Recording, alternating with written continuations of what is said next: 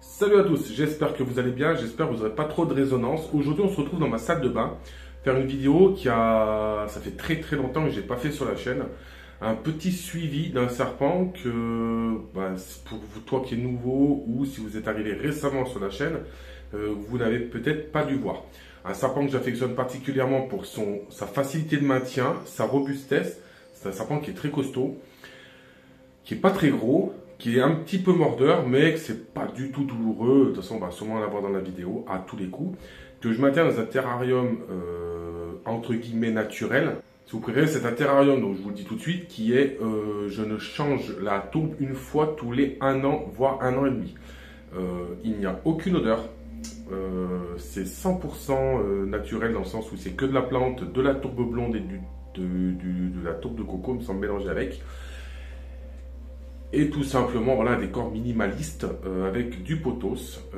Il est maintenu à une température de, si je dis pas de bêtises, moyennant 22 degrés, entre 20 et 23 degrés à l'année. Il ne manque pas de chauffage et il a la lumière du jour et de la nuit naturelle. On va aller faire un petit tour dans le terrarium et je vais vous montrer cette espèce que j'affectionne particulièrement.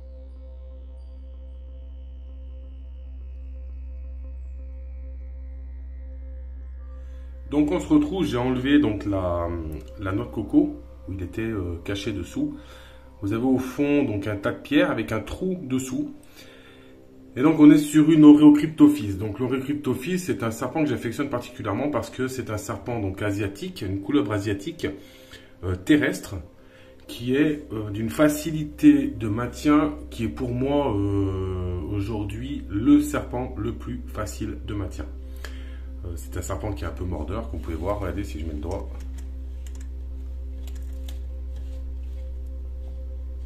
Bon, voilà, pour le coup, il fait mentir. Donc, comme vous pouvez voir, c'est un serpent qui est assez simple de maintien, qui a une jolie coloration.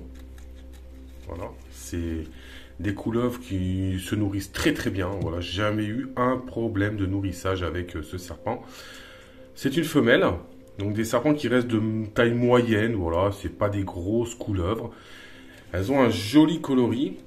Il y a plusieurs sous-espèces. De tête, je n'ai pas le nombre de sous-espèces. Je ne vais pas aller vous mentir et vous faire un récapitulatif de Wikipédia, comme vous savez. Mais donc celle-ci, c'est l'Oreocryptophis porphyraceus. Donc c'est une couleuvre asiatique.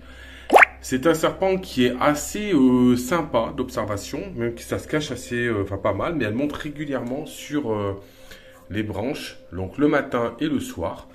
C'est un terrarium qui fait 90 cm par 60-60. Non, pardon, une bêtise. 90 cm par 50-45. Voilà. Largement assez grand pour ce que c'est faire. C'est un serpent qui ne bouge pas trop. Bon, vous pouvez mettre plus grand, bien entendu, comme vous savez, c'est jamais trop grand. Vous voyez, par rapport au terrarium, il n'y a pas de problème. Au niveau du décor, bon, tout simplement des branches que j'ai trouvées dehors, du pothos, de la tourbe. Et en fait, pourquoi les plantes poussent très bien à l'intérieur? Je vous dis une bêtise en fait. Le terrarium, il fait 60.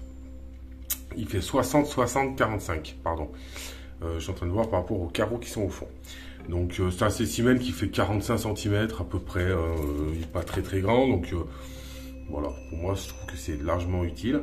Vous voyez, hein, les cacas, ils sont à l'intérieur, ils se dégradent dans le tourbe, dans le terreau en fait. À côté, vous avez les bacs d'eau que je remplis tous les 2 jours, voilà, par en haut, tout simplement. Je fais couler par la grille. Et quand j'arrose mon pothos qui est au-dessus, là, l'eau coule tout simplement dans le terrarium. Avec les digestions, on va avoir en fait un engrais naturel. La mue, je les enlève en partie, mais voilà, vous pouvez voir au sol, il y a encore des petits bouts de mue qui traînent, mais qui vont se dégrader tout simplement. Et c'est vrai que, enfin voilà, je trouve que tout simplement, c'est un terrarium qui est assez simple de création, qui demande très peu d'entretien. Voilà, vous la nourrissez 1 fois par semaine, et puis terminé quoi. Boum, vous voyez, ah, vous n'avez pas vu. Vous avez loupé. C'est un serpent qui est assez mordeur de base, il est bien, c'est un truc quoi. C'est un serpent qui est assez mordeur de base. Ils aiment bien mordre. Bon là, je l'embête un petit peu, mais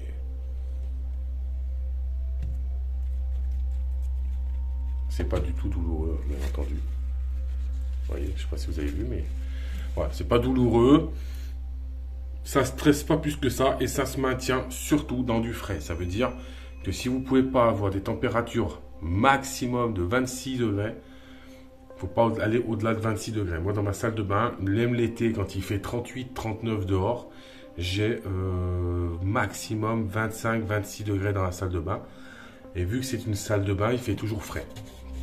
Hop, on regarde. Et voilà, vous avez vu. Alors, je sens strictement rien. Des fois, c'est bon où ça pique, ouais, ça fait des petits points de sang. Mais j'ai strictement rien senti du tout. Je dirais que le tatouage fait beaucoup plus mal. Voilà, donc... et voilà, c'est son tempérament. C'est comme ça depuis que c'est juvénile. Moi, ça me dérange pas plus que ça. Voilà, je vais peut-être aller chercher une souris. Et puis on va lui donner. Comme ça, vous aurez le nourrissage en direct.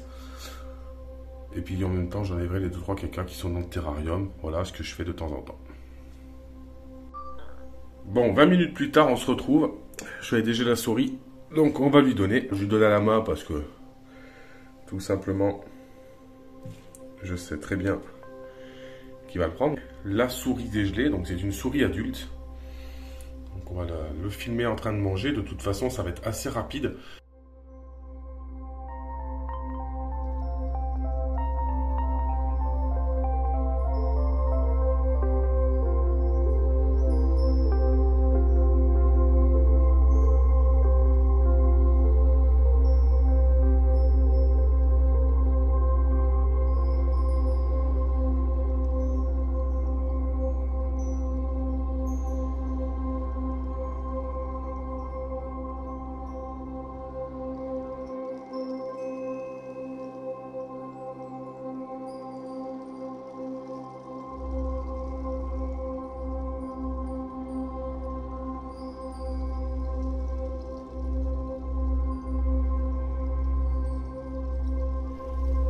Voilà, donc elle vient finir de manger. Donc voilà, terrarium naturel. Prenez un terrarium, donc comme j'ai dit tout à l'heure, de la tourbe, de la pierre, des bacs d'eau. On plante les poteaux à l'intérieur, des morceaux de bois. Un serpent très facile de maintien, très facile de nourrissage. Très bon serpent pour commencer un terrario au niveau des couleuvres, qui change un petit peu de ce qu'on peut voir habituellement, qui coûte très peu d'argent au niveau entretien, que ce soit chauffage ou lumière. Voilà, pour moi, ça reste un serpent à avoir et qui est très intéressant. Allez, bah écoutez, j'espère que la vidéo vous aura fait plaisir et je vous dis à la semaine prochaine. Ciao, ciao!